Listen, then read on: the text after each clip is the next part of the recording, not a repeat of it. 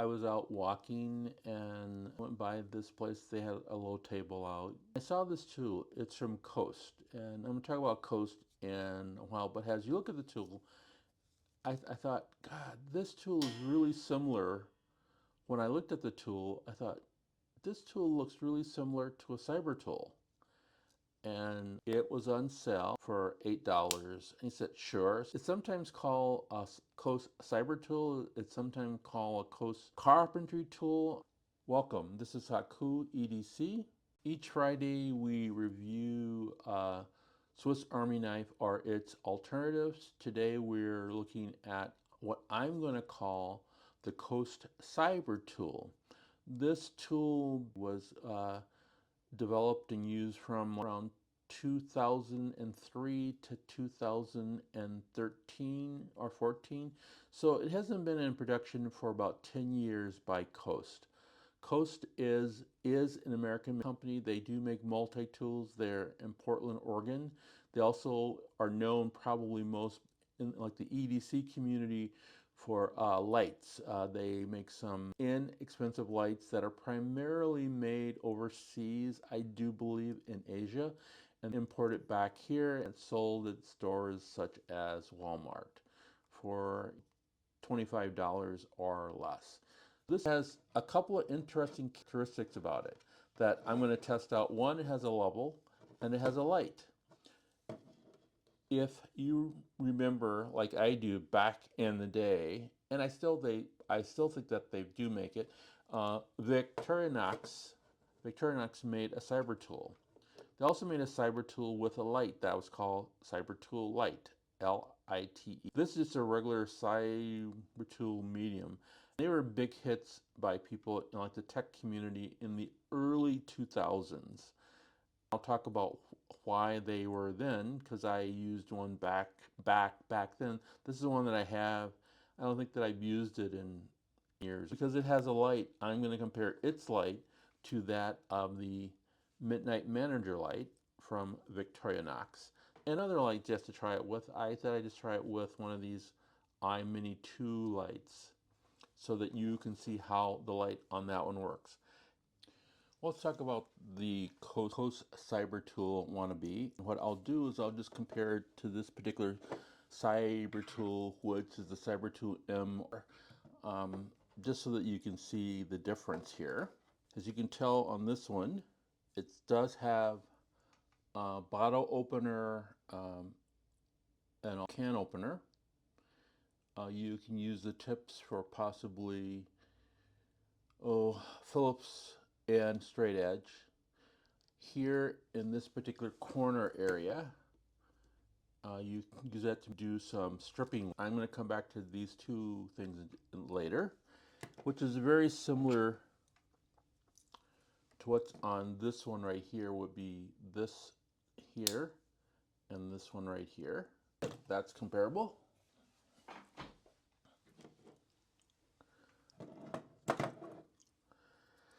So then I'm going to just close these down here.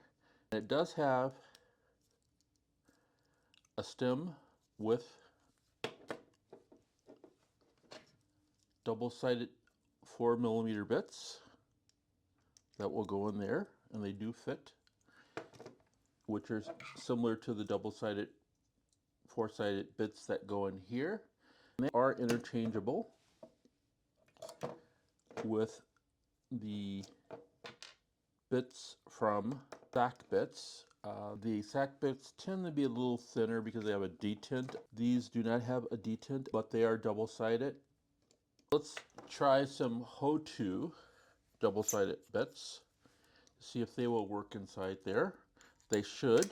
It is magnetic, so they do hold. These are for these HO2 ones, which means that pretty much any double-sided bits that are 4mm, you should be able to use in them. I had these extra ones here that I just put in earlier, and they worked. That makes it a really nice thing to use if you're going to be working on some smaller objects like or computers, phones, or watches. For instance, where like you need a little bit more precision in your work. That's where like these bits come in the most handy. So that's that part there. The next thing over is the pliers. Now these pliers look almost exactly like the pliers that you would typically see on Victorinox. Here's the Victorinox pliers, and here are these pliers here. Boy, they're very close to the same, with the exception of the little indent for crimping. They're literally the same size even. So, and even the springs are in the same location. It works just as well or just as bad depending upon your point of view of these particular pliers.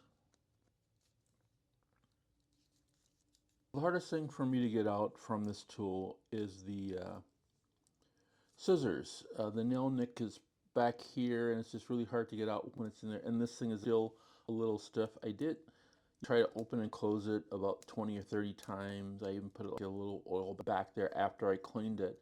It's still just really tough. That's what happens with age, and when it was a little rusty back there also. But these and the scissors are okay. They aren't super sharp, so they don't cut well. Something like this. You can cut it probably when they were new, and when I sharpen them up, it may be a little different. I'm going to try it this way. They're not very sharp.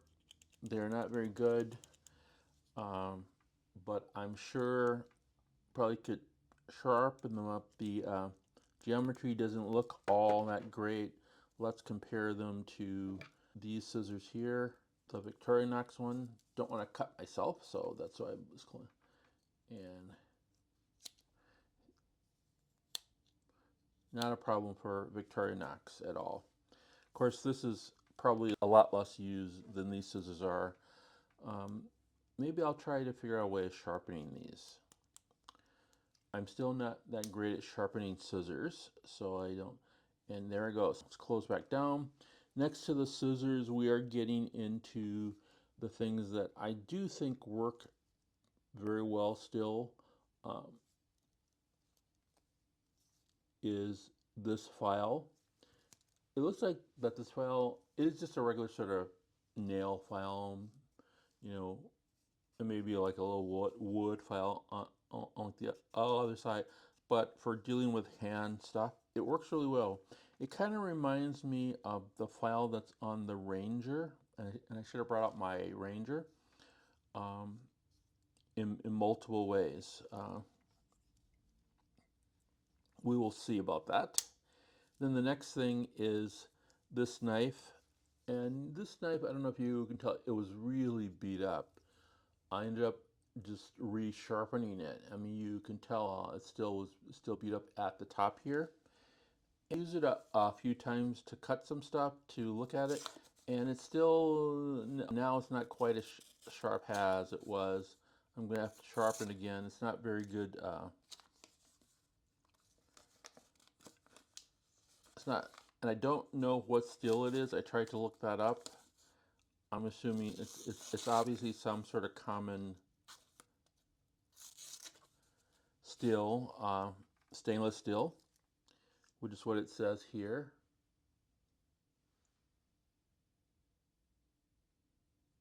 Then there's a small knife, just like this one, only this knife is much smaller than this knife. On this particular Cybertool M, the knife is just thicker, larger than what's on here. Now on the back side of this, we start to get some very more traditional tools.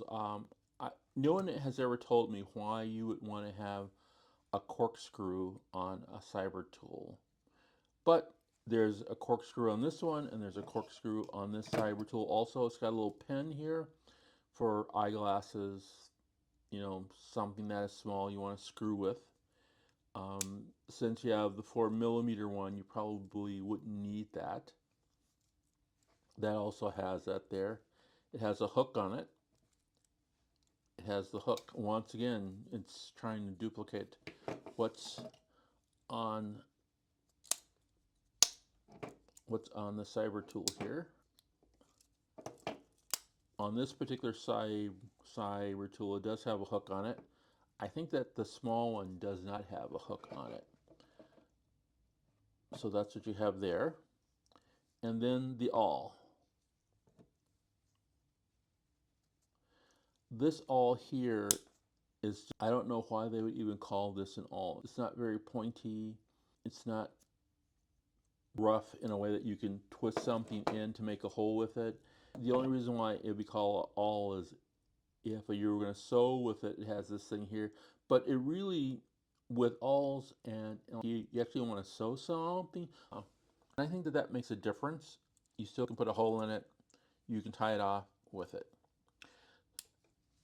And of course, the last thing that they always count has is a key ring.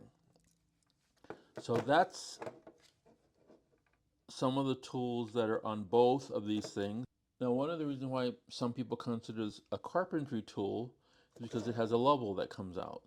This level is here, and I've done this a few times. So, and I put out these two levels as a comparison, and we'll kind of just put those in check so that you can see those a little bit more in like the middle piece.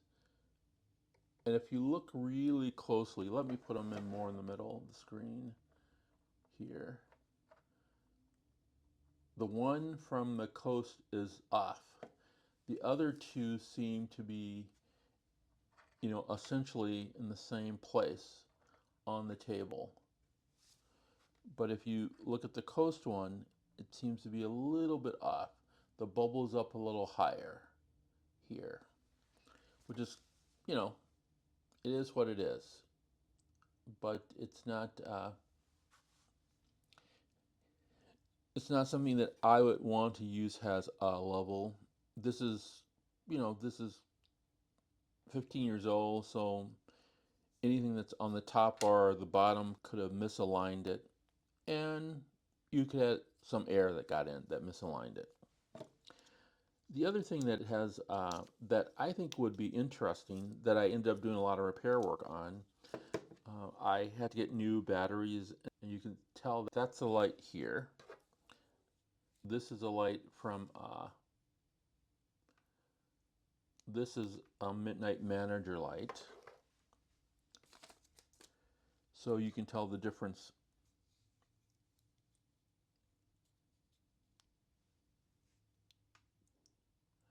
This runs on hearing aid batteries that are small. This is the typical light that you would get, which is, it is much brighter. I don't you have to test it. So this is 50 lumens. So both of these are in the 5 to 10 lumen range. Even if you were in a darkened place, it'd probably be okay, but you have to take it out because you can't use it while it's in there very well because the button is on the bottom. Button here's on the bottom here. So that's what that is. And what I figured out is that the batteries do run out fairly quickly, so I have to make sure that I do turn it off when I'm not using it. I tried to, oh, there we go. You push it out a little bit, the light comes on. We'll do another test with it, with the, so you can see how the difference is and how the light might be different for you. Of course, this one is a reddish white, a white reddish one. So that's the Coast, let's call it Carpentry Cybertool. After it's cleaned up, it is okay to use, but for $8 and then some cleanup work and batteries. So I put, dollar wise, I must put like $16, including batteries and parts and some cleaning equipment. I think I got a deal from it. If it's something that I can sharpen up again to use.